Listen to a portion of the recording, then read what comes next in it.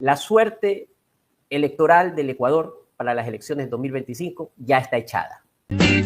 A partir de este momento, presentamos Ahora con Roxana, una revista informativa de entrevistas y análisis. Bienvenidos. Buenos días, buenas tardes y buenas noches. Depende del uso horario en el que se encuentren cuando vean esta entrevista. En esta nueva temporada de los programas Ahora con Roxana, estamos tratando los temas más importantes que suceden en la región. Para el día de hoy, en la entrevista, tenemos a Fernando Balda Flores. ¿Quién es Fernando Balda Flores? Quien va a estar el día de hoy con nosotros es un político ecuatoriano, exdiputado nacional de Ecuador. Fue precandidato a la presidencia y es el hombre que convirtió a Rafael Correa en prófugo de la justicia. Ahora, Fernando Balda está a buen recaudo por temas de seguridad y vive en otro país. Fernando, muchas gracias por atender esta entrevista en los programas Ahora con Roxana. Te saludo. Roxana, muy buenos días y muchas gracias por esta invitación. Siempre es un placer compartir contigo un espacio como este. Fernando, en las últimas horas se han generado muchos temas importantes concernientes a la seguridad de Ecuador. Tenemos en días las elecciones de Ecuador. Ecuador se está jugando su libertad o el regreso de la dictadura, del modelo socialista a Ecuador. Y en las últimas horas han existido nuevos impases entre Ecuador y México.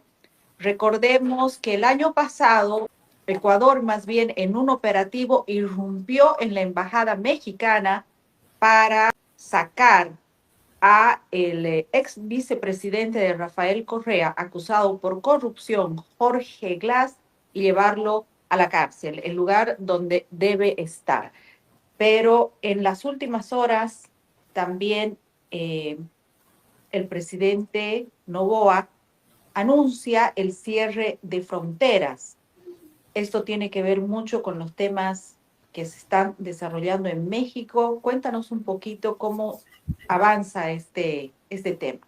La vinculación de México con la política del Ecuador en este momento es realmente de consideración, partiendo de que México se ha convertido en el, como ya lo dijo en algún momento el expresidente Tuto Quiroga, en el botadero de basura de los desechos del socialismo del siglo XXI. México ha decidido darle asilo y protección a todos los prófugos de Ecuador que han salido huyendo porque tienen procesos penales, sentencias judiciales por haberle robado al Estado, por casos de peculado, extrema corrupción, violación a derechos humanos, secuestro, etc. Entonces, todos sabemos que Rafael Correa está prófugo desde que logramos que se emitiera una orden de prisión en su contra por el caso de mi secuestro. Él tiene asilo en Bélgica porque su esposa es belga. Sin embargo, Bélgica le queda muy lejos para sus propósitos, para poder operar en contra de la democracia de Ecuador. Así que ha decidido montar su oficina criminal en México. Y desde allí operan. Entonces, cuando al expresidente Jorge Glass, que se sabía por informe de inteligencia, iba a fugar de la embajada de México para irse clandestinamente hacia ese país, el presidente decidió valientemente, en un acto sin precedentes, contra todo pronóstico, ¿verdad?, irrumpir en la embajada y detener la fuga de un peligroso delincuente. Desde ese entonces, México ha intensificado su posición como una sede de criminal transnacional de Rafael Correa y todo su equipo. Hay más de una treintena de prófugos de la justicia de Ecuador escondidos en México, a vista y paciencia, a conocimiento y protección de la presidenta de ese país. Entonces, hace algunos días, por labores de inteligencia estratégica, el presidente tuvo una información certificada, verificada, de que frente a los comicios de este día domingo en Ecuador, donde se decide el destino democrático del país, se va a elegir presidente, vicepresidente, parlamentarios, hay un intento de desestabilizar esas elecciones para impedir que la gente salga a las calles a ejercer sus derechos democráticos, para generar el caos y también para generar el ambiente de inseguridad, como que si el país no pudiera controlar la delincuencia. Al conocer el presidente de esta situación y saber que estos intentos terroristas, estas planificaciones terroristas, vienen del crimen organizado que coordina con su ala política, que es el movimiento del expresidente Rafael Correa, entonces decidió tomar acciones para darle un mensaje a ese país, aún sin decirlo, aún sin haberlo dicho en este momento, de que el presidente le está diciendo a la presidenta de México: yo sé que desde su país, donde usted está protegiendo, albergando y dándoles espacio para que monten esa oficina de crimen organizado transnacional, se está planificando un nuevo ataque terrorista a mi país. Y usted también lo sabe. Y para que usted sepa que yo lo sé, tome y le aumento los aranceles arriba del 25% a los productos mexicanos. El presidente Noboa no actúa porque está loco, actúa con conocimiento de causa, actúa estratégicamente porque la información que él tiene viene de los departamentos especializados, estratégicos, que tiene el gobierno nacional para prevenir este tipo de atentados. Entonces, los cárteles de México, los cárteles que se encuentran en las cercanías de Ecuador, pueden operar para una desestabilización no solamente en las elecciones, sino que están jugando todo el tiempo a tratar de desestabilizar el gobierno de Noboa. Pero en la lectura que tú haces sobre las declaraciones y las decisiones que ha tomado el presidente Noboa, que está primero en las encuestas y a punto de llegar a obtener su segundo mandato en el Ecuador, también hay un mensaje entre líneas que le da la presidenta mexicana Claudia Sheinbaum. Escuchemos esta declaración. El presidente de Ecuador, Noboa, anuncia aranceles del 27%. Ayer pregunté qué tanto importábamos, creo que es el 0.4. Ya con eso te respondo. Ok, bueno, le iba a preguntar si existe algún plan para... Son más ricos los camarones de Sinaloa que los de Ecuador, la verdad. La declaración de Sheinbaum, muy despectiva con Ecuador, tratándolo de hacer ver como un país muy chico, que no fue importante, que no es importante en su agenda, poniéndolo en el último nivel. Pero además algo que me llama mucho la atención es la declaración que hace en torno a los camarones son más ricos de Sinaloa. El cártel más importante del narcotráfico tal vez es el de Sinaloa, ¿no? Bien, tan importante es Ecuador para la presidenta de México y como lo fue para López Obrador, que han decidido convertir a México en la casa de refugiados donde se le da impunidad a todos los delincuentes prófugos del gobierno de Rafael Correa. Segundo, ella manifiesta que los camarones ecuatorianos no son tan sabrosos como los camarones de Sinaloa. Definitivamente la presidenta de México no tiene buen paladar y no tiene buen gusto. Es lo que yo puedo observar, porque el camarón de Ecuador es preferido y apetecido en más de 60 países, superando con creces a la apreciación que tiene la gente a la que le gusta la buena comida en todo el mundo. Tal vez ella no se ha enterado de que Ecuador fue el segundo país pionero en sembrar camarón en piscinas, seguido, el segundo país después de Japón, seguido inmediatamente por Taiwán. Cuando México empezó a hacer camarón, lo hizo décadas después. Por eso superamos nuestra industria camaronera, crece la experiencia en el mercado mexicano y supera el sabor de los camarones mexicanos. ¿Por qué? Porque en México se cultiva con un sistema intensivo que es 100% artificial, con comida balanceada. En Ecuador, nosotros usamos para mantener el sabor exquisito de nuestro camarón, el 50% del alimento es natural y el otro 50% es balanceado. Por eso lo superamos en tamaño, en color, en calidad, en textura y en sabor. Y así lo han reconocido los chefs de todo el mundo. Entonces, esa apreciación que tiene la presidenta de México es realmente a todas luces equivocada. Y todo el que la escuchó expresar aquello, pues sabe que está totalmente equivocado.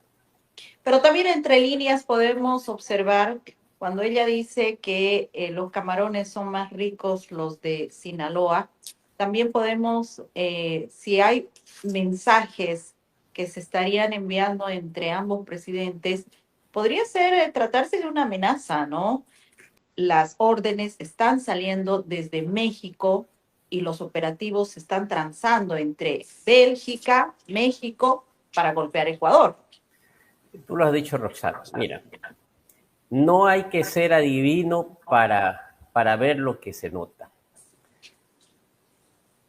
Sinaloa es la mata, es la sede de los capos del narcotráfico. ¿Quién crees que financian todas esas camarones? No lo dudes. Ahí hay lavado de dinero de narcotraficantes a diestra y siniestra. Por eso es que el presidente nuestro de Ecuador, que tiene muy claro eso, manda un mensaje clarísimo. Ese camarón del narcotráfico ya no entra a Ecuador. Ese es el mensaje oculto, el mensaje tras bambalinas que va puesto en esto. Y como la doña mexicana cachó perfectamente el mensaje, entonces también manda en código, entre líneas, su mensaje de respuesta, donde le dice a sus narcos, yo los estoy defendiendo, estoy sacando la cara por ustedes. Entonces, aquí hay que ver un poco más allá de lo que a nivel diplomático se está diciendo. Aquí hay un juego. Yo sé que tú eres bandida, yo sé que tú respaldas a los narcotraficantes y que aparte esos narcotraficantes apoyan a los terroristas que los enemigos políticos del Estado ecuatoriano, ¿verdad?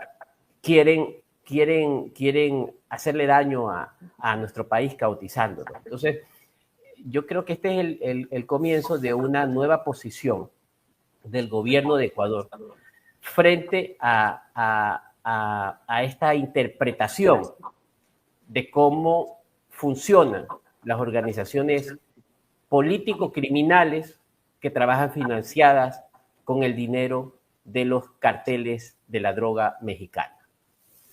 Fernando, en este caso, sabemos que este tipo de gobiernos, estas dictaduras, estos regímenes que están contaminando la región, están muy casados, están ligados, duermen con el crimen organizado, negocian y además protegen y reciben recursos del narcotráfico. No nos extraña que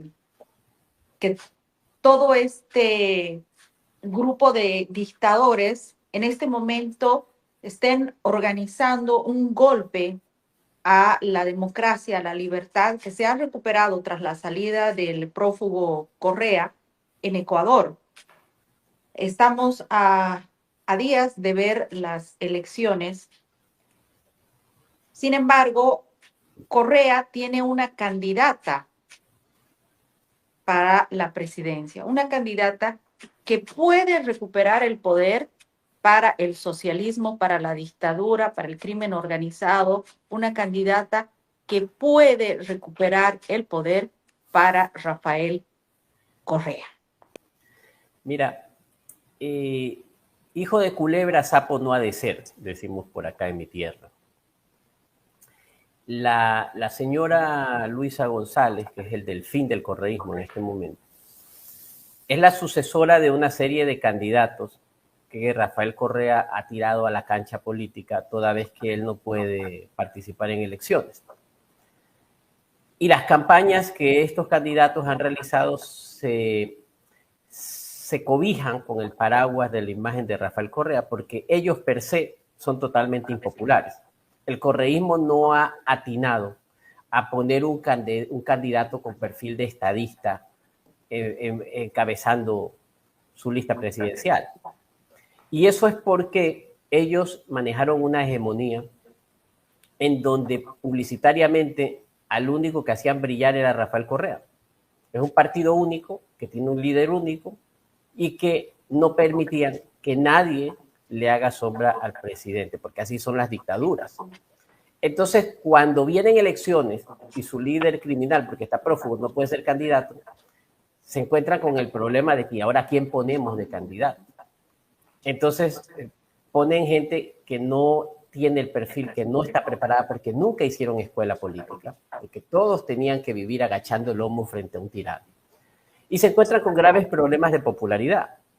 En este momento, el candidato del correísmo tiene casi 10 puntos abajo que el candidato presidente Daniel Noboa. Es muy posible, pero es muy posible que en Ecuador no haya segunda vuelta. Si esto no sucede, va a ser por pocos puntos, va a ser por 1 o 2 puntos de diferencia e iríamos a una segunda vuelta. Pero si eso también se diera, jamás ganaría la segunda vuelta el correísmo y les voy a explicar por qué. En estas elecciones hubo una outsider, que es una candidata que se llama Andrea González, que destacó en el debate presidencial y a partir de ese momento se generó alrededor de ella una sinergia que le ha significado ganar votos. Y hasta que supimos, sus votos iban alrededor del 7%. Es posible que Andrea tenga 8, 9% al llegar al término del conteo de los votos. ¿Cuál es la característica de esta candidata? La característica de esta candidata es una mujer totalmente de derecha, es una mujer con principios fundamentales que valoran la familia, es antiaborto, tiene políticas de protección de naturaleza, el medio ambiente, y es una mujer cristiana. Es una mujer con un perfil de combate total a la corrupción. Y eso ha ayudado a que el voto de algunos indecisos que detestan la corrupción y detestan el correísmo la vean como su favorita. Sin embargo, ella no va a ganar la presidencia en estas elecciones. Pero el voto que ella ha obtenido es un voto duro, diría yo, el voto más duro que existe en contra del correísmo. Por tanto, es imposible que ese voto en segunda vuelta se vaya a Luisa González, a la candidata de Correa. Entonces, tomando en cuenta que el presidente podría pasar la segunda vuelta bordeando el 40% o más del 40%, ¿verdad? Más el aproximadamente 10% que va a sacar Andrea González, voto que se va a ir al presidente de la República, jamás el correísmo volverá a ganar las elecciones en Ecuador. Es decir, me arriesgo a decirlo y guarden esta entrevista, por favor. La suerte electoral del Ecuador para las elecciones de 2025 ya está echada. Daniel Noboa vuelve a ser el presidente de la República de los ecuatorianos. Y vamos a darle más información a los ecuatorianos. Vamos a darle más información a la región. La suerte ya está echada en Ecuador. Noboa, el presidente actual, va a una segunda elección y va a ser el ganador. Todo parece indicar. Pero los socialistas no van a quedarse tranquilos, no van a dejar ese país. Un claro ejemplo es el reconocimiento que ha hecho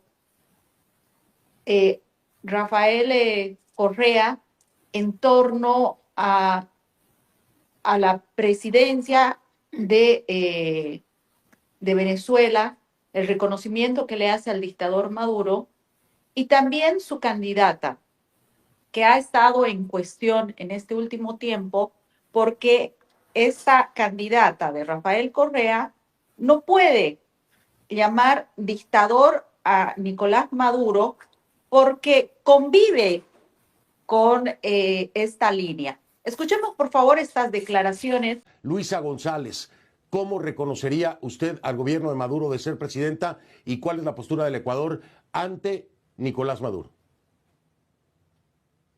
Voy a ser insistente en esto, Fernando. Yo lamento que cada vez que se empieza una entrevista donde se debería hablar de Ecuador, de los problemas profundos, y en lugar de hablar de estas cosas que aquejan a mi país, tengamos que partir desde el discurso de Venezuela. Venezuela, pues sabrá cómo lleva su vida, su democracia, con el resto de la comunidad internacional, tanto con Venezuela como con los demás países. No puede reconocer que lo que viven los venezolanos, que lo que existe en Venezuela es una dictadura. Bueno, veamos también que hay un símil en Venezuela, ¿no? Perdón, en México. La presidenta de México también pidió a una comisión especial de un equipo técnico que analice si era conveniente o no llamar grupos terroristas a los narcotraficantes. Entonces, ellos buscan cualquier tipo de pretextos para no identificar a los narcos como narcos, no identificar el crimen organizado como crimen organizado. Y la pregunta que le hizo Fernando del Rincón a Luisa González, la candidata de Rafael Correa, fue muy clara. Usted va a reconocer al gobierno de Maduro o al gobierno de Edmundo González. Y ella no se atrevió, no tuvo la valentía que debería tener un candidato a la presidencia de tomar una posición frente a la geopolítica del mundo. Y no lo reconoce, no lo dijo porque sabe que decirlo le afecta, porque los ecuatorianos sabemos que desde el más pobre hasta el más rico, sin importar ideología ni religión, todos los ecuatorianos creo que tenemos claro que el gobierno de Nicolás Maduro es un gobierno tirano, criminal, hambriador, narcotraficante, y que además ya hoy por hoy es un gobierno legítimo de manera comprobada, y que hay un presidente al que no se le ha permitido democráticamente asumir el poder que le dio el pueblo, el mismo pueblo venezolano, ¿verdad? Y que aquello constituye una grave violación a la Constitución de ese país y a los derechos electorales de un grupo político que hoy por hoy es el grupo político más importante de Venezuela. Entonces, ella no se atreve a defender lo indefendible, pero también al no declararlo así, al no decir su posición, lo que demuestra es que la posición de su gobierno va a ser de encubrimiento al gobierno de Maduro. ¿Y por qué no se puede ir en contra del gobierno de Maduro? Porque el gobierno de Maduro es un gobierno que les ayuda también a estos prófugos de la justicia a permanecer por temporadas en su territorio, donde seguramente tienen escondido allí su patrimonio y el dinero que le han robado al Ecuador. El jefe de Luisa González, Rafael Correa, porque acordémonos que Luisa González fue secretaria de Rafael Correa, fue asistente de Rafael Correa cuando él era presidente. Entonces, ella no puede irse en contra de sus jefes, de quienes la han puesto allí en esa candidatura.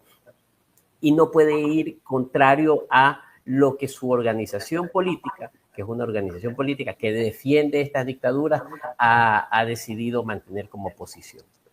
Claro, además tiene que estar en línea con el jefe. El jefe sí reconoce no solamente su posición clara frente a la dictadura venezolana, cubana, hasta frente a estos regímenes, sino que también reconoce que vive de estas dictaduras. Escuchemos estas declaraciones cuando le preguntan a Rafael Correa, ¿cómo se sostiene usted? ¿De qué vive?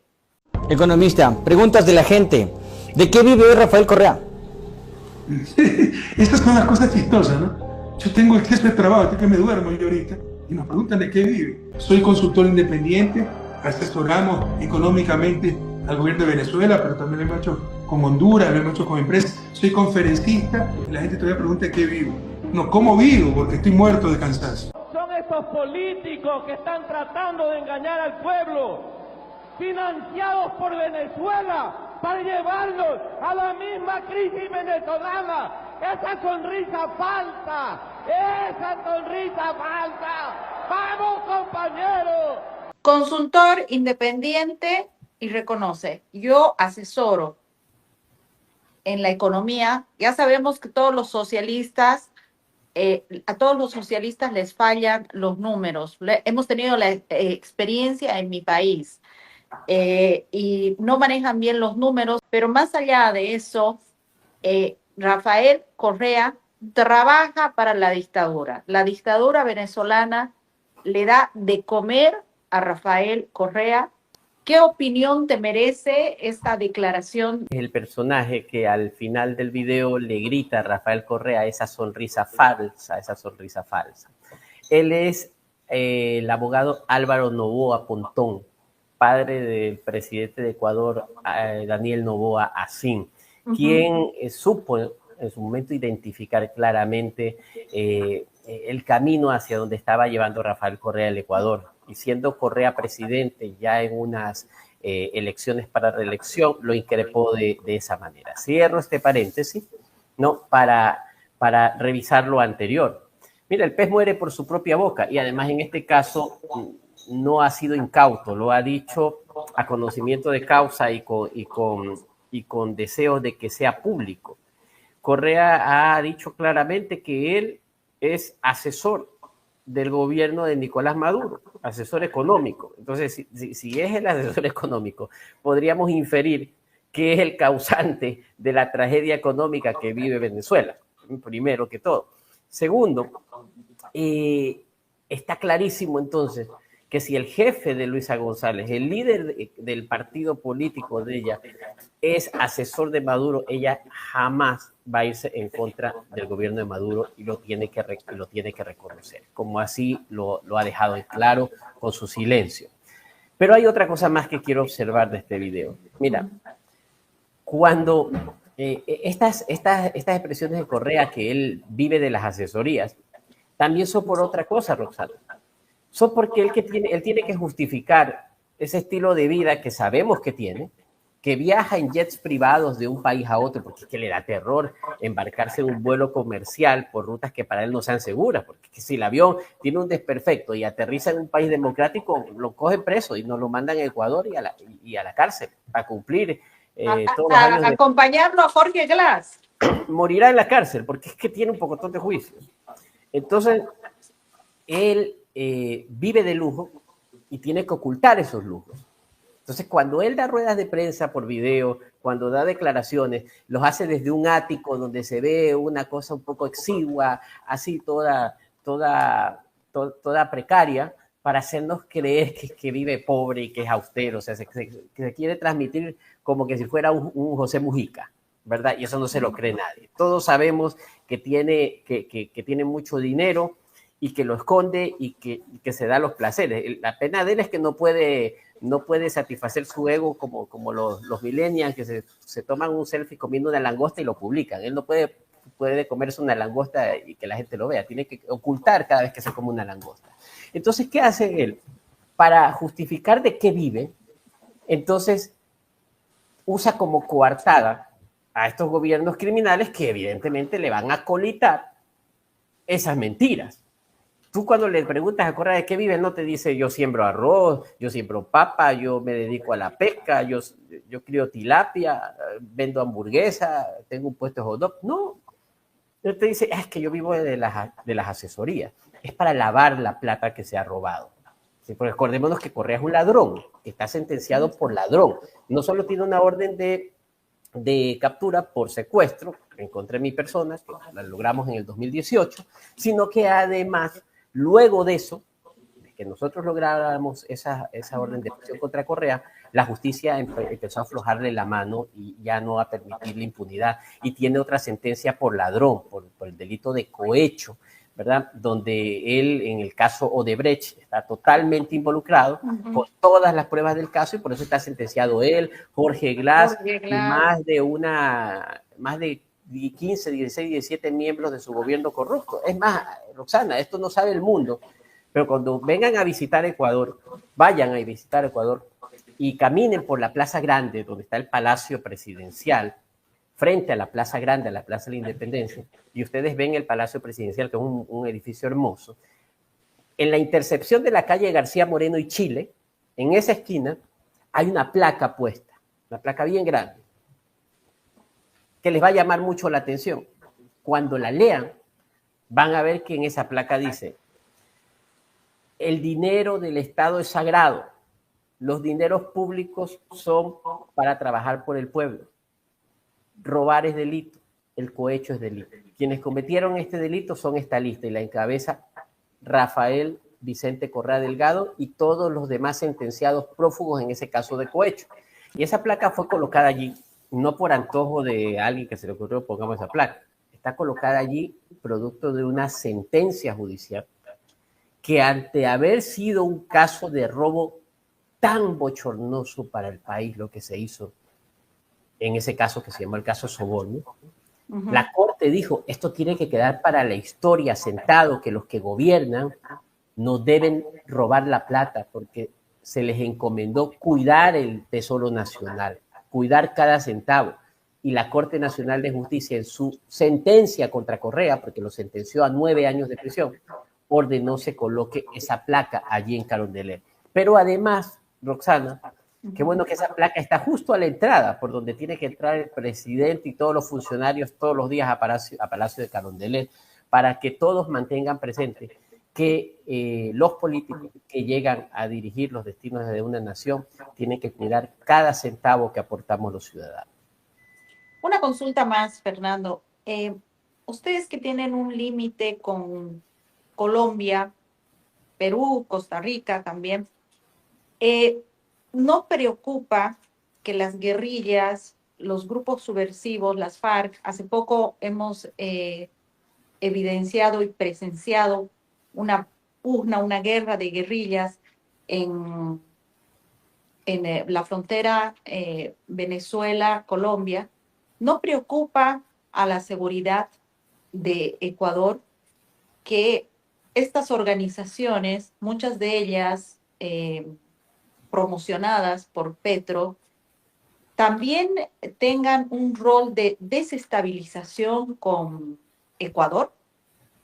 Estos regímenes comunistas, cuando ya no pueden lograr llegar al poder a través de las urnas, porque el pueblo ya identificó sus propósitos, entonces deciden tomar el poder por las armas o a través de la desestabilización para recuperar los niveles de popularidad que tal vez tenían.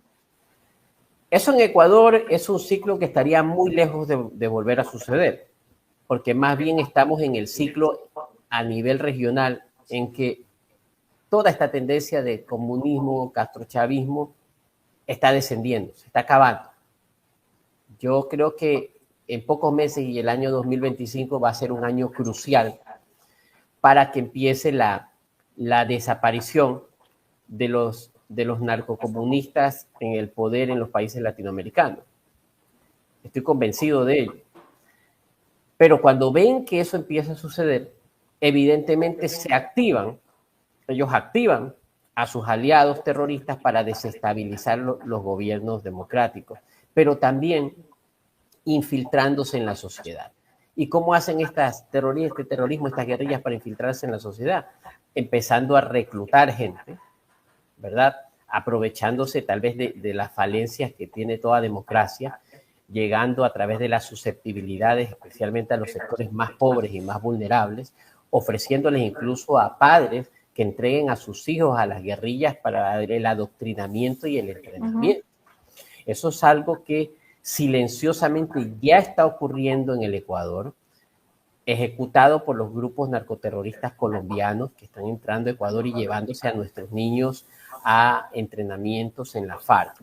Muchos de ellos nunca regresan, Algunos se sabe que luego al querer desertar de las filas de la FARC, del narcoterrorismo, los han asesinado.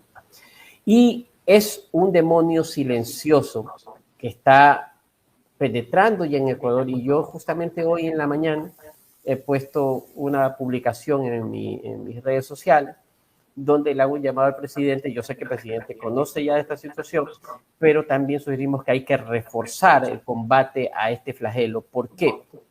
Porque al igual que las bandas criminales, que cuando ya el Ecuador empezó a sentir con fuerza el sicariato y los actos terroristas, las explosiones, las bombas, fue muy tarde, porque eso había comenzado una década antes, que no se tomaron las previsiones y las bandas criminales proliferaron y se hicieron más fuertes y se convirtieron en verdaderas herramientas del crimen organizado con un poder bélico potente, fusiles, armamentos, granadas, trajes, chalecos antibalas, vehículos blindados, etc. Asimismo, si no combatimos desde ahora estos síntomas, ¿no? El inicio del adoctrinamiento de nuestros niños para convertirlos en terroristas, cuando ya esos niños empiecen a poner bombas y a tumbar edificios, va a ser demasiado tarde.